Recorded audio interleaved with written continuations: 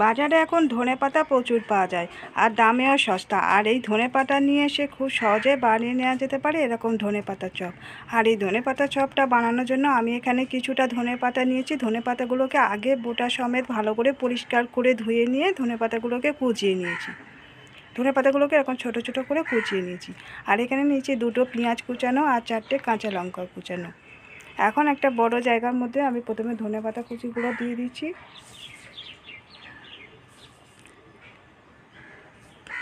দিয়ে দিচ্ছি কুচানো পেঁয়াজ। পেঁয়াজগুলোকে মিহি করে ছোটো ছোটো করে কুচিয়ে নিয়েছি। আর 4টে কাঁচা লঙ্কা কুচিয়ে নিয়েছি। দিয়ে দিলাম আদা বাটা 1/2 চা চামচ। নুন দিয়ে দিচ্ছি পরিমাণ মতো।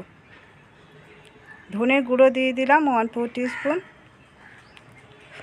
আর জিরে গুঁড়ো দিয়ে দিচ্ছি 1/4 টিস্পুন। আমি এখানে ছোটো চামচের ভর্তি করে দিয়েছি। এটা চা চামচের দিলে 4 চামচের 4 ভাগের 1 ভাগ দিলেই হবে।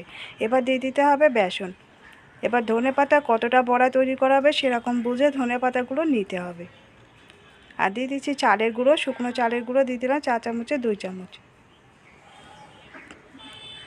আর বেসনের পরিমাণটা এখানে বলা যাবে না। এখানে প্রথমে ধনেপাতাগুলোকে দিয়ে মাখতে হবে।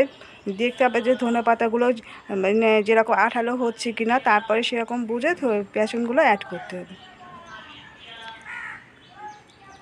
এখন আরও একটু বেসন দিয়ে দিচ্ছি। দিয়ে আবার ধনেপাতাগুলোকে মেখে নিচ্ছি। এবার সামান্য একটুখানি জল দিয়ে দিচ্ছি। খুব বেশি জল দেওয়া যাবে না, অল্প প্রয়োজন হলে জলটা দিতে হবে। আর ধনেপাতাগুলোকে ধোয়ার সময় ভালো করে জলগুলো চেপে ধুয়ে তারপরে নিতে হবে। আর এখানে ধনেপাতা চপগুলো বানানোর জন্য পেঁয়াজের পরিমাণটা একেবারে কম দিলে আবার ভালো লাগবে না, একটু তিতকুটে লাগবে। পেঁয়াজের পরিমাণটাও একটু বেশি করে দিতে হবে। এভাবে বেসন দিয়ে দিয়ে অল্প অল্প করে প্রথমে ধনেপাতাগুলোকে ভালো করে মেখে নেব। ধনেপাতাগুলো মাখা হয়ে গেছে। এখন এর মধ্যে দিয়ে দিলাম বেকিং সোডা 1/4 টিস্পুন। এখন বেকিং সোডাটাকে দিয়ে আবারও ভালো করে মেখে নিচ্ছি। এবারে মাখাটা হয়ে গেছে। এবারে চপগুলো ভাজার জন্য আমি ফ্রাই প্যানের মধ্যে কিছুটা রিফাইন তেল গরম করতে দিয়েছি। তেলটা গরম হয়ে গেছে। এখন এই মিশ্রণটা থেকে কিছুটা করে নিয়ে হাতে করে করে নিয়ে এরকমভাবে চ্যাপটা করে করে তেলের মধ্যে দিয়ে দিচ্ছি। এরকমভাবে চ্যাপটা করে করে নিয়ে দিয়ে দিতে হবে।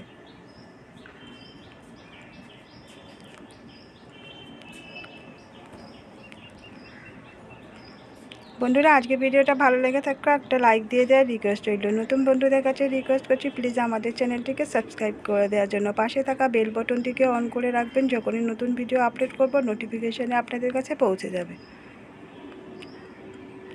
গ্যাসের ফ্লেমটা মিডিয়াম টু লোতে রেখে চপগুলোকে ভাজতে হবে। এখন একটা সাইড গোল্ডেন কালার করে এরকম ভাজা হয়ে গেলে চপগুলোকে আমি উল্টিয়ে দেব।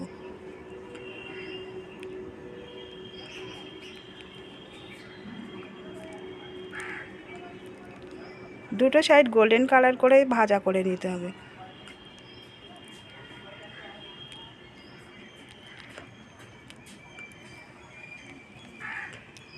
এখন এই শীতের সিজনে প্রচুর বাজারে ধনেপাতা পাওয়া যায়। আর এই ধনেপাতা দিয়ে চাটনি বা চপ বানিয়ে খাওয়া যেতে পারে। আর এই ধনেপাতার চপগুলো খেতে কিন্তু দুর্দান্ত লাগে। এখন এই চপগুলো ভাজা হয়ে গেছে। এখন আমি উঠিয়ে নিচ্ছি।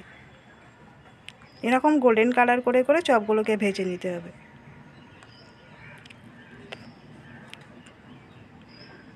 বাকি চপগুলো একই রকম করে ভাজা করে নেব। তৈরি হয়ে আছে ধনেপাতার চপ। এই বিকালে চায়ের সঙ্গে কিংবা মুড়ি দিয়ে খেতে কিন্তু খুব ভালো লাগে ধনেপাতার চপগুলো। আপনারা একবার এভাবে বাড়িতে বানিয়ে দেখতে পারেন। আর আজকের রেসিপিটা কেমন লাগলো কমেন্ট করে জানাতে ভুলবেন না। ভালো লাগলে একটা লাইক দিয়ে দেবেন এবং শেয়ার করে দেবেন। আর আজকের মতো বিদায় নিচ্ছি। ফিরে আসছি আবার নতুন কোনো রেসিপি নিয়ে। ততক্ষণ সবাই সুস্থ থাকবেন, ভালো থাকবেন।